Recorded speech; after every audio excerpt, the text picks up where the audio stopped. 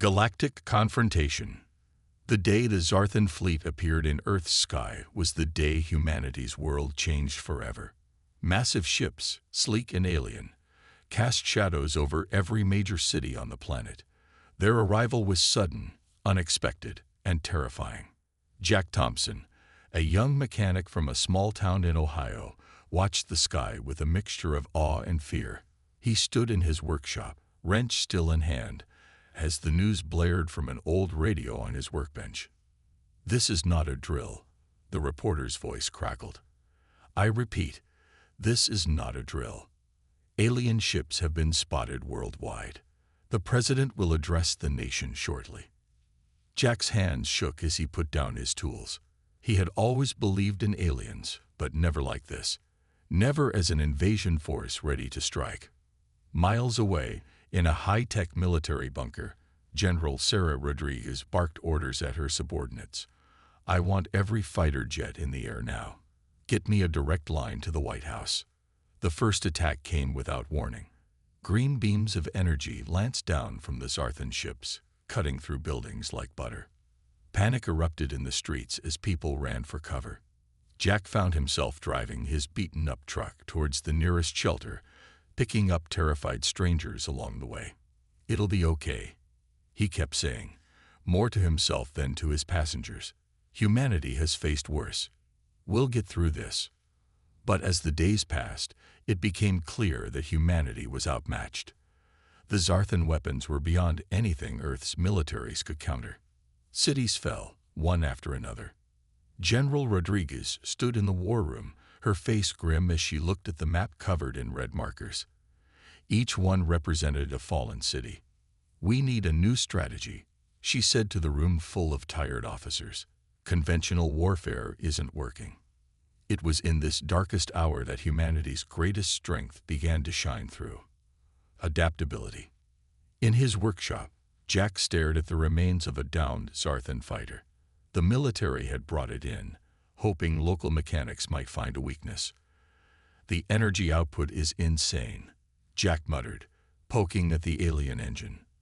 "But if we could redirect it." Across the globe, similar scenes played out. Scientists worked around the clock to understand alien tech. Hackers tried to breach Zarthan communications. Farmers turned their fields into traps for landing ships. General Rodriguez received reports of these grassroots efforts with growing hope. "This is it," she told her staff. "We can't beat them with force, but we can outsmart them." The first real victory came unexpectedly. A group of college students in Tokyo managed to jam the Zarthan's targeting systems using modified cell phone towers. For the first time, an alien ship crashed without taking a single human life. The news spread like wildfire, boosting morale worldwide. Jack cheered when he heard it on his radio, then turned back to his work with renewed energy. "If they can do it, so can we," he said to himself.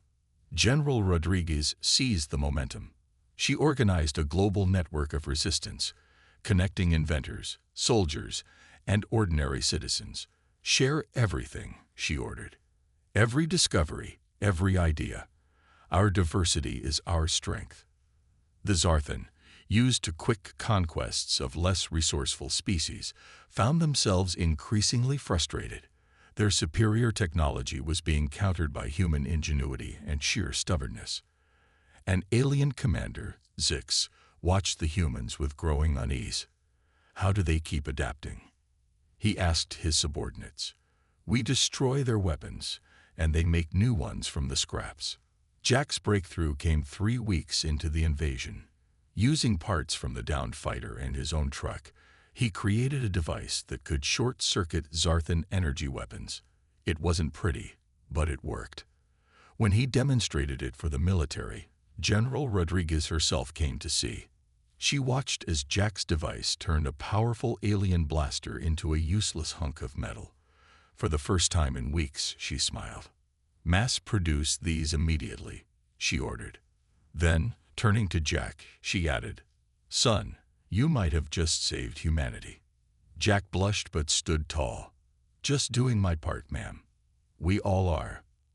As makeshift factories across the world began churning out Jack's device, the tide of the war slowly began to turn. Humans were still outgunned, but now they had a fighting chance. The Zarthan, for the first time, felt fear. Zix, watching another of his ships fall to human defenders, realized a terrible truth. This is why we should fear humanity, he told his stunned bridge crew. Not for their weapons, but for their spirit. They simply refused to be beaten. As the sun set on another day of battle, hope began to rise. Humanity had taken its first steps towards turning the tide. The war was far from over, but one thing was clear.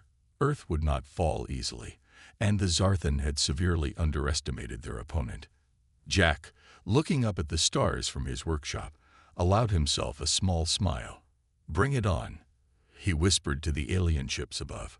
"We're just getting started." Human ingenuity unleashed. As dawn broke over a changed Earth, humanity awoke to a new reality. The initial shock of the Zarthan invasion had worn off, replaced by a grim determination to survive and fight back. In his makeshift lab, Jack Thompson wiped sweat from his brow as he tinkered with his latest invention. The success of his energy disruptor had inspired him to push further. "If we can shut down their weapons," he muttered to himself, "maybe we can hijack their ships too." Across the globe, similar scenes played out. In basements, garages, and hidden bunkers, humans of all backgrounds united in a singular purpose: to drive back the alien invaders.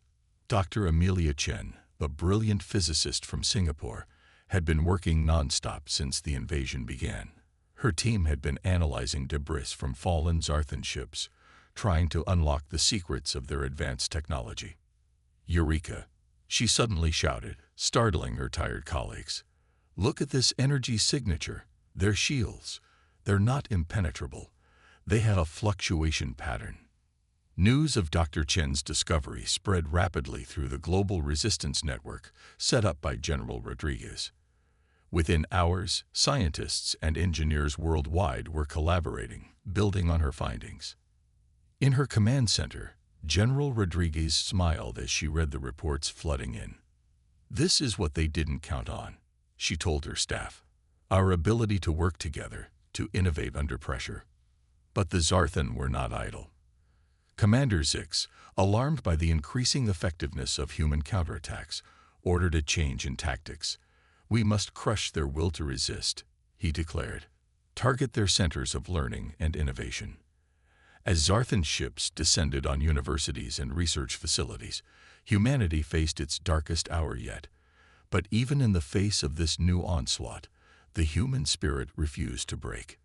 Students at the Massachusetts Institute of Technology, led by a young computer science prodigy named Alex Rivera, managed to evacuate their entire campus underground just minutes before the attack. In the sprawling tunnel system beneath the school, they set up a new base of operations. "They think they can stop us by destroying buildings," Alex said, her fingers flying over a keyboard as she set up a new secure network. "They don't get it.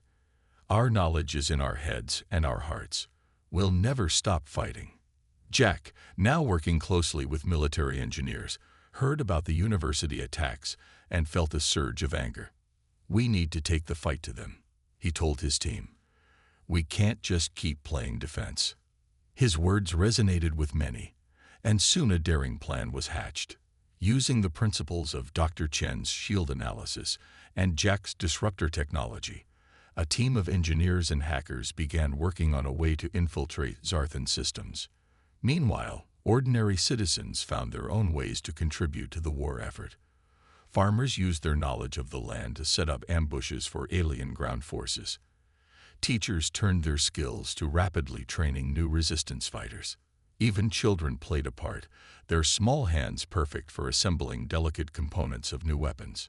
In orbit, Zix watched the continuing human resistance with growing frustration and a grudging respect. "How do they do it?" he wondered aloud. "Every time we adapt, they adapt faster. It's like fighting an entire planet of military geniuses." Little did Zix know, but his observation wasn't far from the truth. Humanity's greatest minds were indeed fully focused on the war effort, but so were millions of ordinary people, each contributing their unique skills and perspectives. Dr. Chen's team made another breakthrough, this time in communication. By reverse engineering Zarthan transmitters, they found a way to intercept and decode alien messages. "General," Dr. Chen reported excitedly to Rodriguez, "we can listen in on their chatter now. And if we can listen, we can talk back," Rodriguez finished, a glint in her eye. "Excellent work, Doctor. This could change everything." As if to prove the general's words, the very next day saw a major victory for humanity. Using the intercepted communications, resistance fighters in Brazil managed to lure a Zarthan strike force into a trap. The aliens, expecting an easy target, instead found themselves surrounded and outmaneuvered by humans who knew their every move in advance. News of the victory spread rapidly, boosting morale worldwide. Jack celebrated with his team, but he knew the war was far from over. "We've bloodied their nose," he told a young engineer who was getting too excited. "But now they'll be twice as determined to wipe us out. We need to push harder." In response to the setback, the Zarthan High Command ordered a full retreat to regroup and reassess their strategy. As alien ships pulled back from Earth's atmosphere, humans worldwide cheered. But General Rodriguez and other leaders knew this was just a brief respite. "They'll be back," Rodriguez told a meeting of global leaders. "And next time, they'll be ready for our tricks. We need to use this time wisely." Plans were quickly put into motion. Jack's team worked on ways to adapt their technology for space combat. Dr. Chen focused on cracking the secrets of Zarthan faster than light travel. Alex and her network of young geniuses developed new AI systems to predict alien tactics. In every corner of the globe, humans prepared for the next phase of the war. The initial invasion had been a brutal shock, but humanity had survived and adapted. Now, they were ready to take the fight to the stars. As the last Zarthan ship disappeared from Earth's skies, Jack stood outside his workshop, looking up at the twinkling stars. "We're coming for you," he said softly, his voice filled with determination. "You tried to conquer us, but you only made us stronger. The galaxy won't know what hit it when humanity takes to the stars." The first phase of the war was over. Earth had survived the initial onslaught. But the real battle, the one that would determine the fate of humanity among the stars, was just beginning. And thanks to the indomitable human spirit and their unleashed ingenuity, they were ready for whatever the universe might throw at them next. The turning point. The uneasy quiet that had fallen over Earth in the wake of the Zarthan retreat was shattered one crisp autumn morning. The alien armada returned, their ships darkening the skies once more. But this time, humanity was ready. As sirens wailed across the globe, General Sarah Rodriguez stood in her command center, her face set with grim determination. "This is it, people," she addressed her staff. "Everything we've prepared for. Let's show these aliens what humanity can really do." In his workshop-turned-lab, Jack Thompson put the finishing touches on his latest creation. It was a sleek, handheld device that looked deceptively simple. "Time to see if this works outside of simulations," he muttered, strapping the device to his arm. Across the world, similar scenes played out as humans everywhere prepared to face the renewed Zarthan onslaught. But this time, there was a palpable sense of hope in the air. Humanity had used the brief respite wisely, and they had a few surprises in store for their alien foes. The first Zarthan ships to enter Earth's atmosphere were met with a hail of fire unlike anything they had encountered before. Weapons reverse-engineered from their own technology, enhanced by human ingenuity, lit up the sky. Commander Zix, watching from his flagship, felt a chill run down his spine. "What is this?" he demanded of his subordinates. "How have they advanced so quickly?" On the ground, Jack activated his device as a Zarthan ground force approached his position. To his amazement and relief, the aliens' energy weapons sputtered and died in their hands. "It works," he shouted into his comm unit. "The wide-range disruptor works." Similar reports began flooding in from around the globe. Humanity's defenders were holding their own, in some places even pushing the Zarthan back. But the aliens still had the advantage of numbers and their superior spacefaring technology. In Singapore, Dr. Amelia Chen and her team worked feverishly in their underground lab. They were close to a breakthrough that could turn the tide of the war, but they needed more time. "We've almost cracked it," Dr. Chen told General Rodriguez over a secure video link. "They're faster than light drive. We're on the verge of understanding how it works. If we can replicate it, you'll get that time," Dr. Rodriguez assured her. "Whatever it takes." But time was running short. Despite humanity's advancements, the sheer number of Zarthan forces was beginning to overwhelm Earth's defenses. Cities that had been rebuilt after the first invasion now lay in ruins once more. In the skies above New York, a young pilot named Maria Vasquez flew her experimental jet, a hybrid of human and Zarthan technology. She weaved through enemy fire, her plane moving in ways that defied conventional aerodynamics. "This is Skyfire," she reported back to base. "Their ships are fast, but we're faster. We can outmaneuver them." Maria's success inspired other pilots, and soon the skies were filled with human jets dancing around the more cumbersome Zarthan ships. It wasn't a decisive advantage, but it gave humanity a fighting chance. On the ground, the situation was more dire. Zarthan ground forces, learning from their previous defeat, had adapted to human tactics. They pushed forward relentlessly, their advanced armor shrugging off most human weapons. It was in this moment of crisis that Alex Rivera, the young computer prodigy, made her most significant contribution to the war effort. From her bunker beneath MIT, she had been working on cracking the Zarthan's neural network. "Got it," she shouted, her fingers flying over her keyboard. "General, I'm in their system. I can't control their ships, but I can feed them false information." Rodriguez didn't hesitate. "Do it," she ordered. "Throw everything you've got at them." Suddenly, Zarthan forces across the globe began to falter. Their coordinated attacks fell into disarray as false orders and misleading information flooded their neural net. Human defenders seized the opportunity, pushing back against the confused alien forces. In orbit, Commander Zix watched in horror as his carefully planned invasion crumbled. "Impossible," he muttered. "How could they have breached our neural net? It's beyond their technology." But Zix had underestimated human creativity once again. What alien technology could not accomplish alone, human ingenuity had made possible. As the battle raged on, Dr. Chen made her long-awaited breakthrough. "We've done it," she announced, her voice trembling with excitement. "We understand their FTL drive. We can build our own." The news spread like wildfire through the human forces, reinvigorating their efforts. The possibility of taking the fight to the stars, of ensuring the long-term survival of humanity, gave them renewed strength. Jack, fighting alongside a group of soldiers in the ruins of London, felt a surge of hope. "Hear that?" he shouted to his comrades as they pushed back a group of Zarthan troops. "We're going to the stars. They can't keep us confined to Earth anymore." The Zarthan, sensing the shift in the battle, began a hasty retreat. Shouts of victory rose from human defenders worldwide as alien ships fled Earth's atmosphere. But General Rodriguez knew the war was far from over.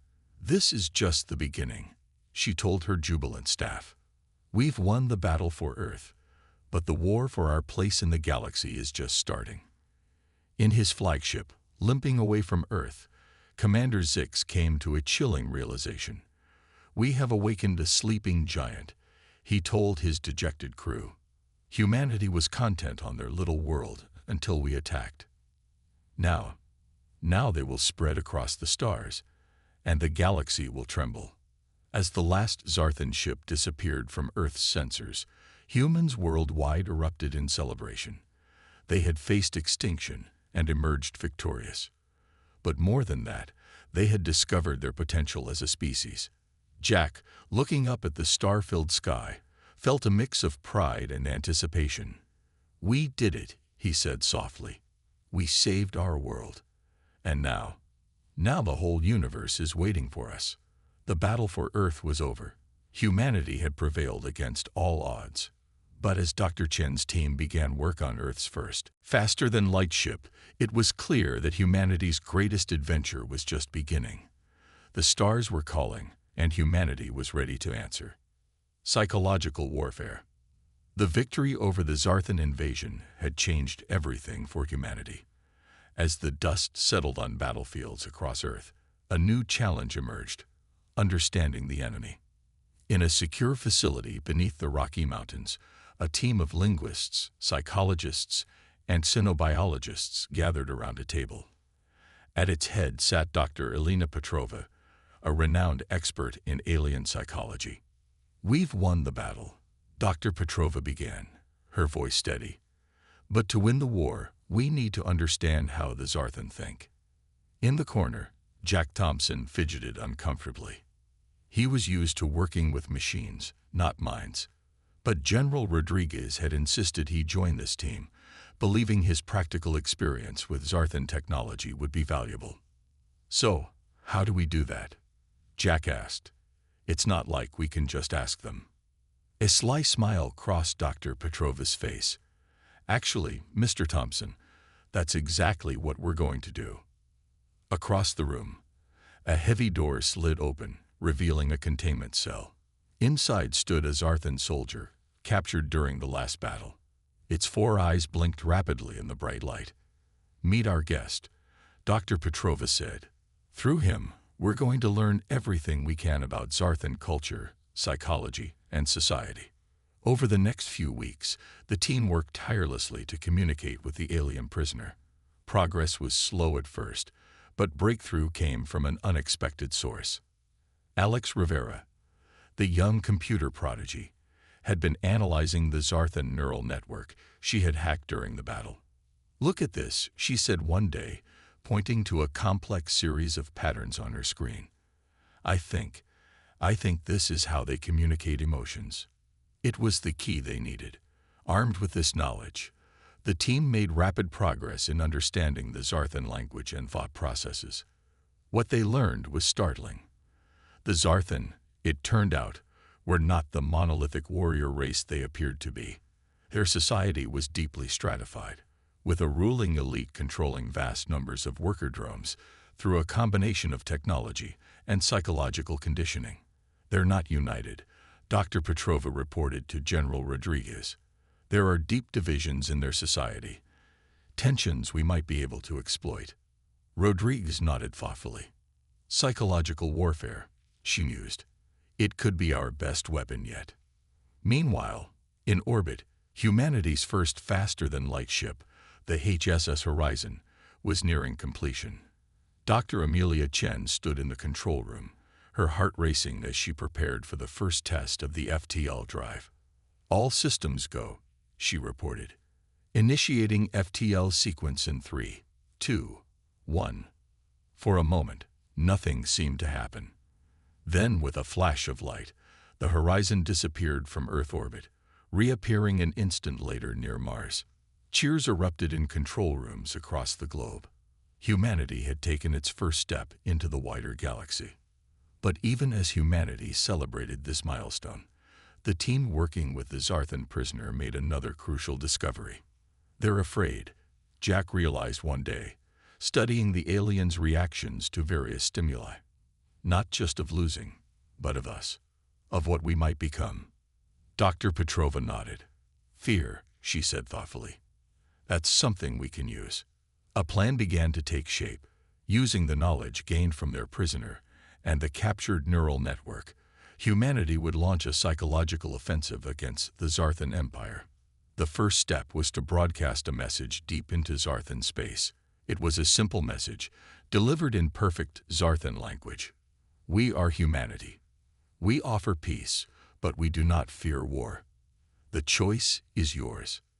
The effect was immediate. The Zarthan Empire, used to dealing with easily conquered races, was thrown into confusion. Reports began to trickle in of unrest in the outer colonies, of worker drones questioning their masters for the first time. But humanity didn't stop there. Using the FTL technology they had reverse-engineered, they began a series of lightning raids on key Zarthan installations. These weren't attacks aimed at destruction, but at spreading a message. Maria Vasquez, now captain of her own FTL-capable ship, led many of these missions. "We're not here to fight," she would broadcast as her ship appeared in Zarthan space. "We're here to free you from your oppressors." The Zarthan High Command was in panic. Commander Zix, once confident in his species' superiority, now found himself fighting a war on two fronts, against the humans and against dissent within his own ranks. "How?" he raged to his advisors. "How have they turned our own people against us?" But the answer was simple. Humanity had done what the Zarthan thought impossible. They had understood their enemy and used that understanding as a weapon. Back on Earth, Jack watched the reports come in with a mix of awe and trepidation. "We're winning," he said to Dr. Petrova one day. "But at what cost? Are we becoming like them?" Dr. Petrova shook her head. "No, Jack, we're offering them a choice. That's something the Zarthan never did. That's what makes us different." As the psychological campaign continued, cracks began to show in the Zarthan Empire. Entire colonies began to defect, throwing off the shackles of their oppressors and declaring themselves allies of humanity. The turning point came when a group of Zarthan scientists, inspired by humanity's message of freedom, managed to sabotage the Empire's central neural network. Suddenly, millions of worker drones were free from their mental conditioning. The Zarthan Empire collapsed almost overnight. What had once been a fearsome interstellar power was now a fragmented collection of worlds, many of them looking to Earth for guidance. In the aftermath, General Rodriguez stood before the United Nations, delivering a speech that would be remembered for generations. "We faced extinction," she said, her voice carrying to every corner of the globe and beyond, to the stars themselves. "But we did not just survive. We did not just win. We changed the course of galactic history. We showed the universe that cooperation is stronger than conquest, that understanding is more powerful than fear." As her words echoed across space, carried by the very technology humanity had wrested from their would-be conquerors, a new era dawned. Humanity was no longer alone in the universe. They had not just defeated an enemy, they had gained allies. And in the stars, watching this young species that had defeated them not just with weapons but with ideas, the free Zarthan felt something they had never experienced before: hope. The war was over. The age of humanity had begun. Humanity's triumph. 5 years had passed since the fall of the Zarthan Empire.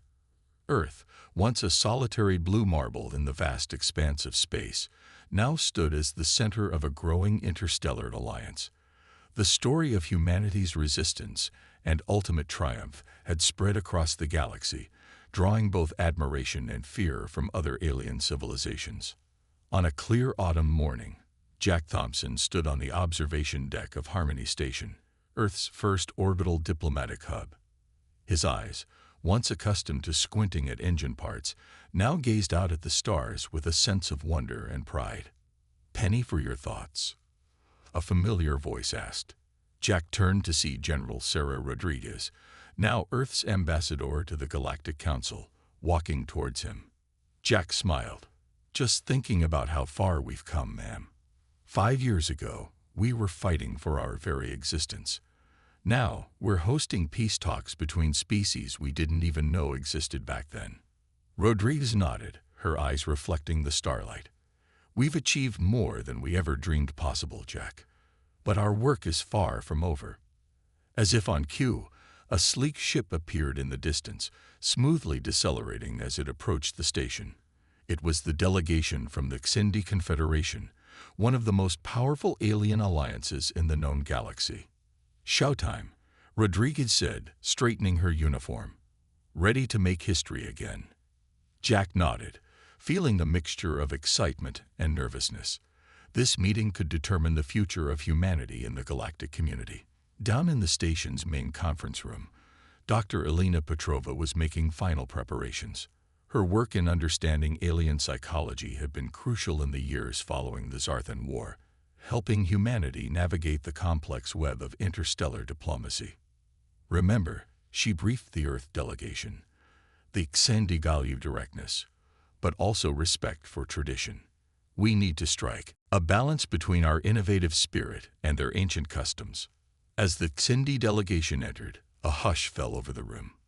The aliens were tall, with iridescent skin and multiple arms. Their leader, Supreme Counselor Zaxera, stepped forward. "Greetings, people of Earth," Zaxera's translator conveyed. "We have come to discuss your petition to join the Galactic Council." Ambassador Rodriguez stepped forward. "We welcome you, honored representatives of the Xindi Confederation. We are grateful for this opportunity." What followed was hours of intense negotiation. The Xindi, while impressed by humanity's defeat of the Zarthan, were wary of Earth's rapid technological advancement and expansion.